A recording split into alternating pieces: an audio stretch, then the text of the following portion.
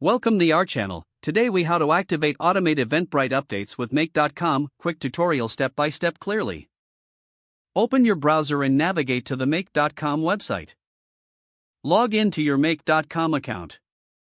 If you don't have an account, create one by following the registration prompts. Once logged in, click on Create a new scenario. In the Scenario Builder, search for Eventbrite in the app menu. Select Eventbrite from the list of available apps. Choose the event trigger you want to automate, such as new order or updated event. Authenticate your Eventbrite account by clicking on the Add button. Follow the prompts to log into your Eventbrite account and grant the necessary permissions. After successful authentication, return to the Scenario Builder. Next, search for the action app you would like to connect with Eventbrite, such as Google Sheets or Slack. Select the desired app from the list.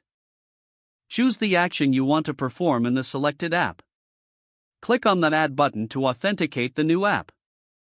Follow the prompts to log in and grant permissions. With both apps now connected, set up the fields for the action according to your needs. Map the data from the Eventbrite trigger to the corresponding fields in the Action app. Once all fields are mapped, click on the Save button to save your scenario. To ensure your scenario runs as expected, click on the Run Once button for a test run. Check the output to confirm the data is correctly transferred between Eventbrite and the Action app. If everything looks good, click on the Schedule icon to set up a schedule for the automation. Choose how frequently you want the scenario to run, such as every hour or daily. Finally, click on the Activate button to enable your automated scenario. Your Eventbrite updates are now successfully automated using Make.com. If the page does not load, refresh the browser or try again in a private or incognito window. Make sure you are using the correct email address, then if your password is not accepted, use the reset option and create a new strong password you can remember. Check your spam folder for verification or security emails, then complete any requested confirmation steps.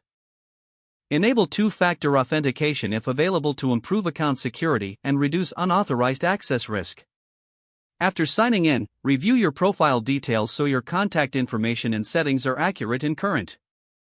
Don't forget to like this video and subscribe to our channel for more step-by-step tech guides.